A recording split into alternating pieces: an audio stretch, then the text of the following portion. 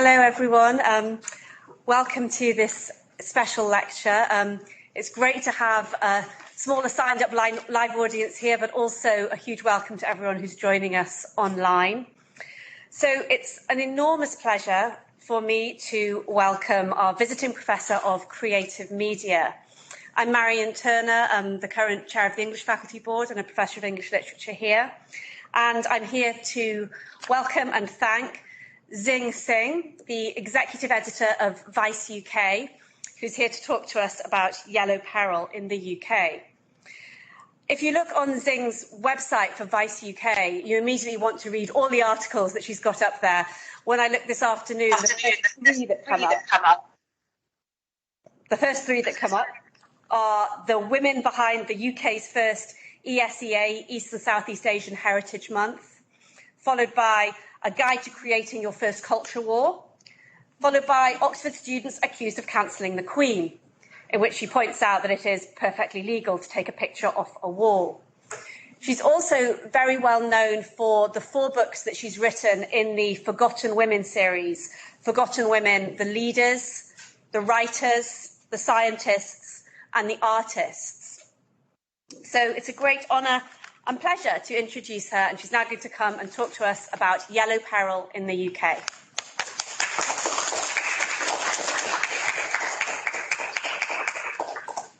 Thank you for having me at Oxford, and thank you to English faculty for inviting me to give this lecture, and Marion for that highly complimentary introduction. It's a real pleasure to be delivering this lecture in person, so thank you to everyone who's joined me today, whether you're in this lecture hall with me or logging on online to watch. I'll also be taking a few questions at the end of the lecture as well. So in my last lecture, which you can still watch online on the Torch YouTube page, I talked a bit about how the internet has blurred fact and fiction in journalism. Today, I hope you'll indulge me on a very different topic, on a subject area that I've grown increasingly passionate about over the years, the depiction of East and Southeast Asian people in the British media. And I'm going to warn you in advance, I will be discussing racism and racist violence in this talk, so please feel free to step out if that isn't for you. But I want to first start by drilling down into the specifics. What do I mean by East and Southeast Asian people? So in the UK, grassroots groups and charities refer to this as the ESEA or EC community, but it's still a very big umbrella term. People here can trace their ancestry to any one of the countries: Japan, China, Korea, Vietnam, Thailand, Cambodia, Malaysia, Singapore, the Philippines, Taiwan, and that is only naming a few of them. And that is further complicated by the fact that you can have multiple identities thanks to generations of immigration across Asia and then from Asia to the UK. So, for instance, I'm ethnically Chinese, but I was born in Singapore. My mother's from Hong Kong, and my father's family are from Indonesia, but they are also both considered ethnically Chinese. Culturally, however, we have a very different identity to someone who might be ethnically Chinese too, but grew up in Shanghai or Beijing. So just because someone looks Chinese doesn't mean they necessarily identify as Chinese, and don't assume they have a connection, if any, to mainland China. And I'll come back to this in a bit because this is a very common error that people make in the UK. One of the further complications of the ESEA label is that countries like Singapore, Indonesia are multi-ethnic countries. So Tamil Singaporeans or Javanese Indonesians occupy a very different racial and ethnic space to Chinese Singaporeans or Chinese Indonesians. So for the specific purposes of this talk, I will be zeroing in on people from East Asian countries and people of East Asian descent or heritage from Southeast Asian countries. And I will also be limiting this to British media, whether that's journalism or the film and TV industries. So while I do mention Crazy Rich Asians, I will be focusing purely on media production from the UK. So apologies to any Henry Golding fans out there. Nobody knows, strangely enough, how many ESEA people actually live in the UK. So in fact, the UK census, which some of you might have done recently, only allows you to select any other Asian group if you don't fall within the Chinese, Pakistani, Bangladeshi or Indian categories. But rough estimates of the community currently range up to 1.2 million or around 1% of the UK. Unfortunately, however, you would not know this by looking around you. Recently, a report by a group of ESCA academics, politicians, and organizations published as a response to the government's call for evidence on ethnic disparities and inequality in the UK found that we only take up 0.27% of the most powerful positions in the UK, which is far below the proportion we take up in the country more generally. So there's never been an ESCA cabinet minister, for instance, or a head of the BBC. And only 3 senior positions of power in the UK are held by ESCA people, and that's in leading consultancy firms and in education. The report also found that there are no ESCA people in high-up senior positions of power in the media or politics either. So the last time you may have heard about British East Asian and Southeast Asian people may have been in the recent context of the rise of anti-Asian hatred and violence. And I will go on to talk about that in this lecture. But I want you to think a little bit wider and think back to when was the first time you saw an ESCA person portrayed in the British media. And this was it for me. Ting Tong in Little Britain from 2005. This was a BBC 3 production that eventually got so popular it made it onto BBC 1. Let's watch a quick clip of Ting Tong. You don't need to watch the whole thing, you kind of get it already. So as you can see, there's a lot going on with Ting Tong. So first off, the character is a caricature of an Asian mail-order bride, and in later episodes, she is revealed to be disguising her identity as a transgender woman in a supposed plot twist. Secondly, she's also played by Matt Lucas in one of the most appalling cases of yellowface, in which people use prosthetics and makeup to imitate Asian people that British television has ever seen. Her character aired in 2005. And notably, it took Matt Lucas 15 years to apologize for characters like Ting Tong. This is what he said in 2020. David and I have both spoken publicly in recent years of our regret that we played characters of other races. That's David Walliams, as in his co-creator of Little Britain. Once again, we want to make it clear that it was wrong and we are very sorry. But Ting Tong is part of a long and ignoble history in the British media that stretches back over a century, one that casts ESCA people as racist caricatures, as perpetual foreigners who are in some way dangerous or deviant, the yellow peril of this lecture's title. And my objective in this lecture is to make you think a little bit deeper about the way that East and Southeast Asian people are presented in the press and the media, to ask yourself why journalists, broadcasters, and publications favor certain frameworks and narratives to make certain editorial decisions when it comes to reporting on and portraying ESCA people. And hopefully you'll come to see that these choices don't occur independently. They have to be understood in the context of a long history of racist stereotyping and prejudice that continues on till this day. Now, you may not know it, but ESCA people have been in the UK since 1866. The UK is actually home to the oldest Chinese community in Europe, and that's in Liverpool. The first wave of immigration from China arrived there in 1866, and that's over 150 years ago. So in the 1880s, there was even a small Chinatown in Limehouse in East London. They were part of a wave of migration of Chinese labour, mainly men who worked in shipping, that prompted xenophobic unease and outright hysteria in British society and the press. And these communities were stigmatized as home to opium dens and dwellings of poor, dirty, and unclean opium addicts and pushers. London journalist and travel writer Thomas Burke evocatively described Limehouse as the Orient squatting at the portals of the West. The men were depicted as monsters who preyed on vulnerable white people, particularly women, with particular attention paid to their physical features and appearance. A writer for the late Victorian publication, The Strand magazine, did some gonzo journalism and visited an opium den in Limehouse and described its Chinese proprietor in 1891. So this is the owner of the supposed opium den recalling an unpleasant memory.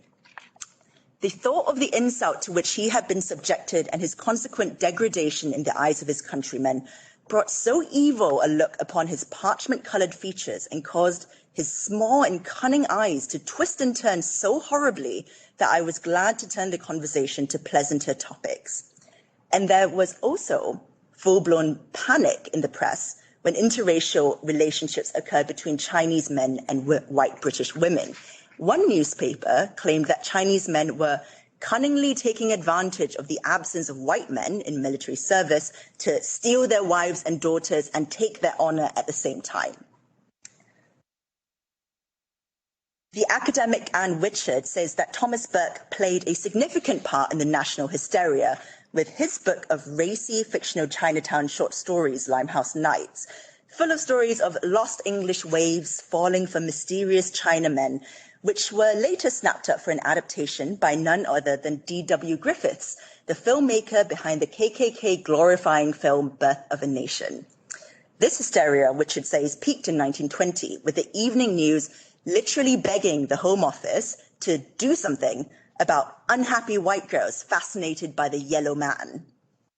That same year, the Daily Mail ran an editorial arguing that the government should take vigorous steps to intervene in such relationships, writing, "It is even a question whether marriage should be permitted between a white girl and an alien with a totally different standard of living and civilization." And even as late as 1922, the Empire News warned that mothers would be well advised to keep their daughters as far away as they can from Chinese laundries and other places where the yellow men congregate. And you can see these same narratives deployed by newspapers in the case of Brilliant Chang, a Chinese restaurateur originally named Chen Baolian, who was blamed for the drug overdose of a flapper in 1918 and put on trial for drug trafficking. That's him in an old picture, and you can also see him as he's depicted in Peaky Blinders in 2019. So the following quotes about Brilliant Chang are from Lucy Bland's book, Modern Women on Trial.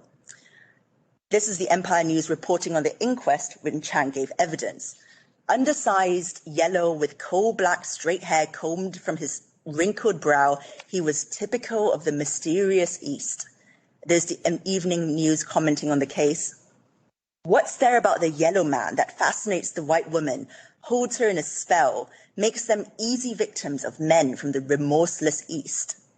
And when Chang was finally sentenced to jail for drug dealing and subsequently deported, the Daily Express reported of the verdict, "He was the unemotional yellow man, his narrow eyes slit back, his face a mask." And he makes a cameo in Peaky Blinders, which plays up his status as a fearsome drug trafficker and turns him into an opium kingpin. We can watch a little clip from that. He doesn't appear again in the rest of the show, by the way. That's only a cameo. So even at the time of Brilliant Chang, people noticed this huge gap between the reality of life in Limehouse and the messages pushed out by newspapers of the day. So the great Chinese novelist Lao She lived in London in the 1920s and commented as such, "If there were 20 Chinese living in Chinatown, their accounts would say 5,000. Moreover, every one of these 5,000 yellow devils would certainly smoke opium, smuggle arms, murder people, and then stuff the corpses under beds and rape women regardless of age." The stereotype of this yellow devil was taken up by the English novelist Sax Rohmer, real name Arthur Henry Sarsfield Ward, who created the Chinese supervillain Fu Manchu in 1913. In Rohmer's books, Fu Manchu is an evil Chinese criminal mastermind bent on world conquest, and his nemesis is the upstanding and, yes, obviously white English police commissioner Sir Dennis Nayland Smith. And the villain proved so popular that he inspired dozens of films, including this British and German co-production, The Brides of Fu Manchu, starring Christopher Lee, who is white despite his last name, and is better known as Saruman from Lord of the Rings, as Fu Manchu. So we can watch a quick clip of him there. Why he's in an Egyptian tomb for some reason. I think maybe a set was left over from the mummy. So what the press didn't include amidst all this tabloid hysteria is the voices of actual Chinese people themselves. In fact, an article by a journalist for the Daily Graphic who went out and asked white women why they actually married Chinese men to begin with is notable for the fact that it was actually a positive piece about intermarriage, called Chinatown's Happy Wives, in which the women say that Chinese men actually make much better husbands than white men. Sadly, this was drowned out by the numerous journalists who also peddled stories about opium dens, as you can see on the right-hand side there, and racist lines about how simply being in a relationship with an Asian person was enough to turn you Asian yourself. So Lucy Bland notes of journalists who write of women that their bodies and minds have become, and I quote, befouled and prematurely aged as a result of these relationships. In one article written about a supposed English Rose who married a Japanese man and moved to the straight settlements, a journalist writes, "It was noticed by pitying observers that her features, as well as her mind, altered their mold. The abortive nature of the union could be read in the sloping cheeks, the discolored eyes, and the mannerisms of a race outcast." So you can see several historic tropes emerging from this idea of yellow peril in the British media. Firstly, you have this idea of the dangerous, cunning Asian bent on domination, whether that is of British society, the British economy, or white British women. And second, you have this idea of deviance, that they're fundamentally different to your average British person, and that this gulf is unbridgeable. And added onto that is that there's something even a little dangerous about that difference. But that danger comes with an allure that must be warded off at all costs, because it is in some indefinable way infectious and will alter not just your lifestyle, but even your physical appearance. And World War I cemented this perception of fundamental otherness through government legislation and policy. The Aliens Restriction Act of 1914 and 1916 forced all aliens, i.e. non-British citizens, to register with police. And in some parts of the UK, it wasn't just a foreign-born spouse who had to register. Their British partner had to as well. So in other words, merely consorting with someone not British made you an alien as well. So these yellow peril tropes were not just specific to men. So by the 60s and 70s, the press were happily applying them to women too. Just think back to the way Japanese artist Yoko Ono was treated when she entered a relationship with John Lennon, the literal embodiment of female yellow peril, supposedly bewitching Britain's biggest rock star and destroying the Beatles. In 1968, the Yorkshire Evening Post even headlined a piece about her with the slur, Jap girl, named in Lennon divorce suit. In 1999, Ono reflected on this demonization, saying, "I'm not British, I'm not even, well, the white race. I'm from the third world as far as they're concerned. And then I was a woman.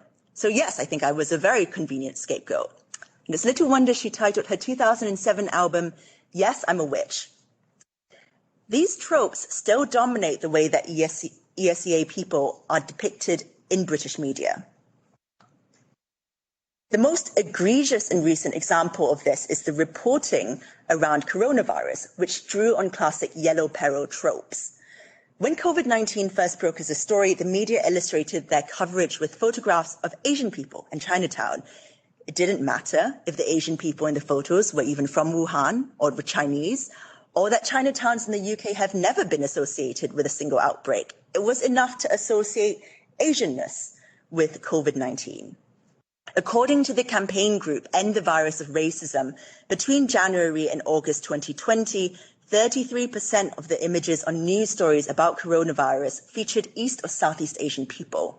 So here's two examples, one from the BBC in July 2020 and another from The Guardian in July 2021, which was only changed after people complained.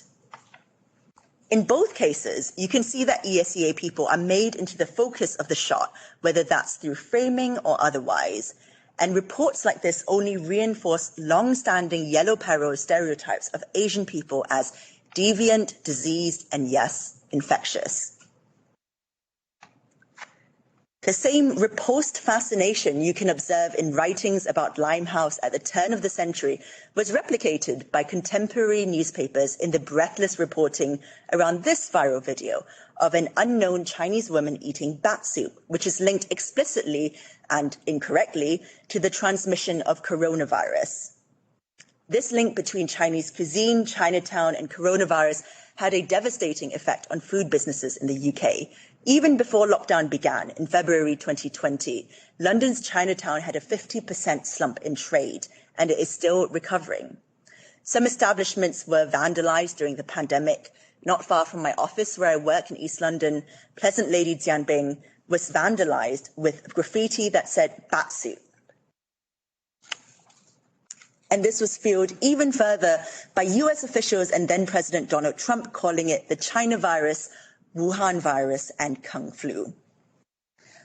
I believe that journalism has a duty to educate and inform, but it's hard to argue that when time and time again you see publications and broadcasters turn to lowest common denominator stuff that equates entire ethnicities to a deadly virus.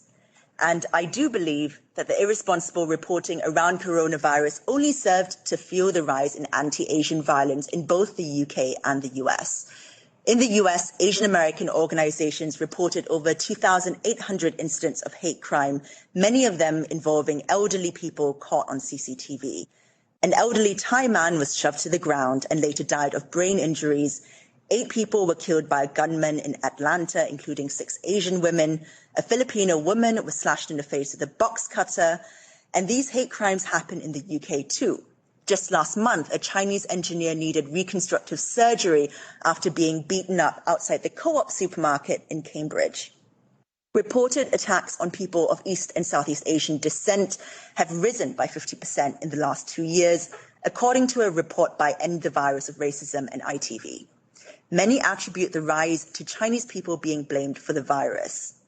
In July 2021, a survey found that 59.89% of British Chinese respondents said they'd experienced a rise in discrimination, with one expert warning that people may be scarred for a generation. And yet, when Parliament held its first debate in October 2020 to discuss the rise in racism, not a single person from government showed up. ITV producer Anne Ip noted in a piece for the broadcaster, "Why does it take being beaten up to get noticed?" And these missteps by the press in reporting coronavirus might not have jarred so badly or left so much of an impact if they'd been counterbalanced by positive portrayals of ESCA people in the media. Unfortunately, I am sad to say that the British media have historically been awful when it comes to depicting East and Southeast Asian people. I've already talked about Fu Manchu in Little Britain and the racist coverage of Yoko Ono.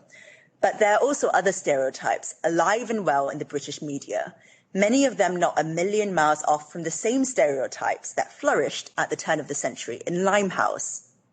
But first, I want to acknowledge the absolute dearth of representation in British media of ESCA people completely, to the point when even spotting someone who looks like us is a cause for surprise, as best exemplified by this TikTok video by a British Chinese content creator.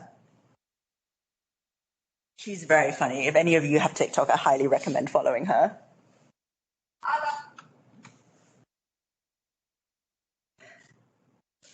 This representation is not evenly distributed among the ESCA community.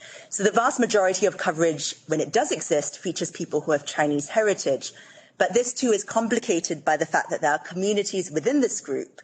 You have people who, like me, are Singaporean Chinese.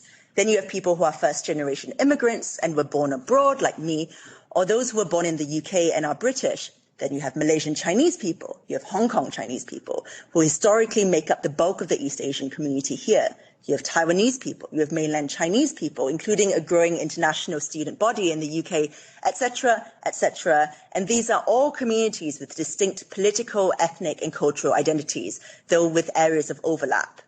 But these distinctions are completely moot in British media. If you look anything like me, you will simply be automatically put in the box labeled Chinese. In the context of China's continued rise as a superpower, this has real ramifications on people here because it automatically associates Chineseness with a specific country. So consider the way that the British press depicts the rise of China as a global power. So these are covers from The Economist over the years. You'll notice that China is almost always depicted as a dragon, which in the West has connotations of viciousness and fearsomeness. Interestingly, the countries opposed to it, like the States, are depicted as people. So it's an interesting way to dehumanize an entire ethnicity and country and brings to mind those yellow peril tropes from various magazines and publications at the turn of the century on the right. So that image of a dragon coiled around the world is not a million miles off these racist caricatures of Chinese laborers as an octopus stealing white Australia, or of China as a wounded dragon circled by hungry world powers. And here is a front page from the Mirror of the UK quite literally turning Chinese as the result of an energy deal. So these framings set people of Chinese ancestry up to be affiliated with the actions of a country that they might have never stepped foot in. This has happened to me personally as a journalist. I've been accused on Twitter of being a shill for the Chinese Communist Party, even though I've interviewed Hong Kong pro-democracy campaigners, and I haven't stepped foot in mainland China since I was about 10 years old. And this doesn't just affect Chinese people. Anybody who can be mistaken for being Chinese also falls foul of this. And let's face it, plenty of British people are incapable of telling the difference between people from various East and Southeast Asian countries. This is how a Singaporean Chinese student named Jonathan Mock could be racially assaulted by a teenager in London and be told, "We don't want your coronavirus in our country," even though at the time he was attacked, Singapore only had a handful of cases. And then you have ESEA people with little to no representation whatsoever. So according to the ONS, Filipinos make up the 17th biggest group of overseas citizens in the UK, with an estimated 163,000 people in the UK. And that puts them ahead of the Canadians and the Dutch. But you would be hard-pressed to find them represented in the media at all. So last time I saw them on the news was in the context of the shockingly disproportionate death rate of Filipino NHS workers. 22% of all staff deaths have been Filipino. But when was the last time you ever saw a Filipino doctor or a nurse on the news talking about COVID or the NHS? Too often, people from other ESEA groups are framed in terms of labour supply. Think of fruit pickers or restaurant chefs and workers from Vietnam. They're framed as the people who do the jobs that Brits simply don't want to do. And if ESEA people are lucky, we're framed as industrious, quiet and hardworking, the model minority. That is, until coronavirus came along and then we became framed as vectors of disease. Now, I know what you're thinking. That's just the news media. What about film and TV?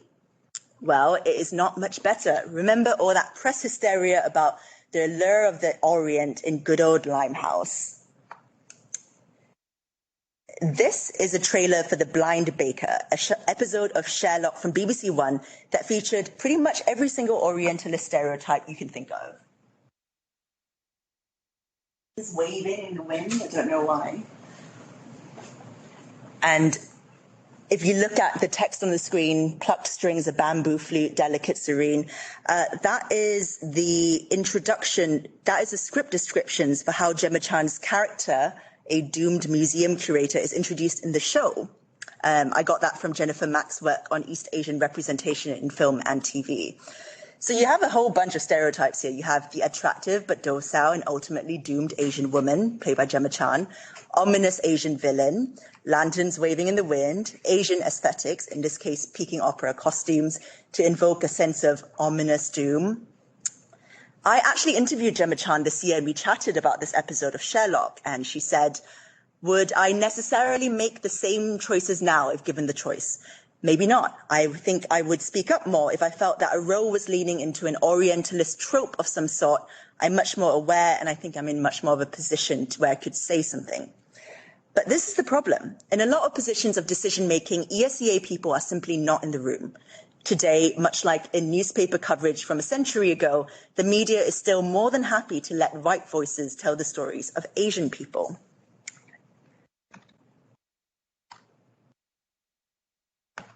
This, for instance, is the cast of the 2019 BBC Two series Girihaji, about a Japanese detective who comes to London to search for his missing brother, a series stuffed with incredible Asian acting talent, but it was written and directed by two white British men. In the same year, the CBBC series Living with the Lambs was the centre of a racism when it emerged that the show, which was in development at the time, focused on a Chinese family running a takeaway but was the product of a largely non-Chinese team, with only a single Chinese writer brought in as a cultural consultant. And an early script, which leaked, included a grandmother who sat around eating fortune cookies, the use of the word chonga twice, a father who was part of a rock band called Walk and Roll, and most criminally of all, a scene in which dumplings are cooked in an oven. A BBC spokesperson at the time said, "We do not appoint comedy writers or producers based solely on their cultural affiliations or nationality, but we're confident that we'll create a show that successfully reflects and celebrates this community." The show, to nobody's surprise, has never aired. But I'm here to ask, why not? Why shouldn't British Chinese people have to put up with their stories being told by someone who isn't British Chinese? Why should they be left out of something that is supposed to be celebrating us? And here we go again with The Singapore Grip in 2020, an adaptation of J.G. Farrell's satirical novel about the fall of Singapore, again written and directed without a single Singaporean in sight. In fact, if you watch the trailer, as we will in a few seconds, you'd be forgiven that the whole show was set in Kent, with a couple of palm trees and rickshaws thrown in. Again, I have no idea why so many TV shows are allergic to putting Asian women in anything but a cheongsam. So this show was criticized by Beets, a group of British East and Southeast Asians working in theatre and screen, as consisting of Asian characters who are merely heavily accented ciphers, silent chauffeurs, exotic dancers, giggly prostitutes, monosyllabic grunts, and half-naked yogis. And Singapore Grip, much more obviously than the other examples I've named here, makes the function of East and Southeast Asians explicit. So we are set and window dressing, secondary characters who show up white protagonists, the exoticized setting to add a bit of color and danger for a drama that might otherwise be as white as a Hovis loaf. And it's remarkable how far film and TV are prepared to contort themselves in order to avoid casting an actual East or Southeast Asian person in the lead. Take The Serpent, for example, which aired on BBC One this year. Following the life of the serial killer Chow Sabraj across Southeast Asia, it's notable for its mainly white cast despite its Asian setting, but also for casting the French-Algerian actor Tahir Rahim as Chow Sabraj, who is actually half Vietnamese and half Indian. This reluctance to let ESCA people front and tell their own stories becomes even more pronounced when you look at factual entertainment, where you have a whole raft of well-meaning hosts encountering the mysterious East in shows like Joanna Lumley's Japan, ITV, Japan with Sue Perkins, BBC One, Reggie in China, BBC Two, Paul Hollywood Eats Japan, Channel 4, and again, Joanna Lumley's Silk Road Adventure in ITV. The idea behind these programs is that the British host, who by the way is almost always white, is the kind of neutral cipher through which a British audience can view this mysterious country. Unfortunately, this doesn't always happen, as evidenced by the controversy around Paul Hollywood Eats Japan, in which the Great British Bake Off judge seemed to flaunt his ignorance of the country he was supposedly so interested in visiting, beginning with a remark expressing surprise that Japanese people eat bread. "It's all rice and noodles, isn't it?" he said. Now, it's important to say that, on principle, I do not object to Joanna Lumley having a lovely time on the Trans-Siberian Express. What I am opposed to is that these travel shows, more often than not, comprise the sole remit of programming around East and Southeast Asian culture, framing our cultures as perpetually foreign, surprising and strange, even when they are alive and well in Britain itself, and boiling them down to motifs and stereotypes that are then used against us in the UK. Take, for instance, this clip from Sue Perkins at a maid cafe in Japan. This is another thing you'll find in a lot of the reporting around Japanese men and women. For some reason, British people's understanding of Japanese women begins and ends with Memoirs of a Geisha, which was not written by a Japanese person. So ask yourself, if this is the only time a British person sees Japanese people on telly, what stereotypes might they take from it and apply to a British Japanese person walking down the street? That Japanese women are girlish, obedient, and childlike? That Japanese men are awkward and sexless? And ask yourself, is that mix of slight revulsion, bewilderment, and fascination a not-so-distant relative of the same attitude that newspapers had towards the Chinese community in Limehouse? And in fact, Thomas Cook, yes, that's right, the travel agents, even arranged organized coach tours of Limehouse in the early 20th century to visit the excitingly grubby neighborhood of Limehouse. And Anne Richard describes them like this: The tour was advertised as a means of making acquaintance with an aspect of London entirely different, peopled by those who are usually designated the working class, and at a carefully stage-managed time, doors would burst open and Chinese, complete with pigtails, would chase each other down the street with cleavers. In fact, this resistance towards seeing East and Southeast Asian cultures and communities as fundamentally different, as fundamentally similar to ones that we might see in the UK, to seeing them as glamorously dangerous or exotic oddities, mean that the people who do live in the UK are never seen as truly British. And it leads to moments of real hurt for ESEA people in the media. It damages and limits their careers and their options. When Scottish actress Katie Leung was catapulted to worldwide fame when she was cast as Chang in the Harry Potter series, she was targeted with racist abuse. And there was genuine confusion among audiences when she spoke in her native Scottish accent, as if the idea of an actress of Chinese heritage speaking in a Scottish accent was somehow unthinkable. In fact, in her role in the 2018 ITV crime drama Strangers, she said she had to fight to use a British accent, saying the original intention was for her to speak in a Chinese accent, which I just refused to do. In 2021, a survey of nearly 1,300 British actors of colour found that 64% experienced racist stereotyping in an audition. One ESEA actor was told to sound more Asian, as in the entire continent of Asia. Another said East and Southeast Asians are hugely left out of the diversity and inclusion movement. There is barely presence of us being cast in meaningful roles both on stage and on screen. And in fact, right now, you are more likely to see British ESEA people appearing as superheroes in Marvel films, Benedict Wong and Gemma Chan, than you are to see them lead a primetime TV show in the UK. Now, these decisions from the director's chair or the writer's room or the casting agent may seem innocuous at first glance. But when you add them up and factor in the lack of other Asian voices in both the press and the media, then those choices do not seem as innocuous as you think. Because there's no balancing out of perspectives, no seeing people as three-dimensional human beings, because the mic is firmly in the hands of non-ESEA people telling ESEA stories. And it's not that there haven't been decent inroads made by British ESEA people in film and TV. There have been historic triumphs, though ones that don't nearly get enough recognition. Like Ping Pong, the first film by a British-Chinese director which premiered at the Venice Film Festival in 1986. Or the BBC's Chinese Detective, fronted by David Ip, the first time a British-Chinese actor fronted a TV show back in 1981. But that was 30 years ago, and progress is frustratingly slow. Now, things do appear to be looking up. This year, Gemma Chan is about to open Eternals.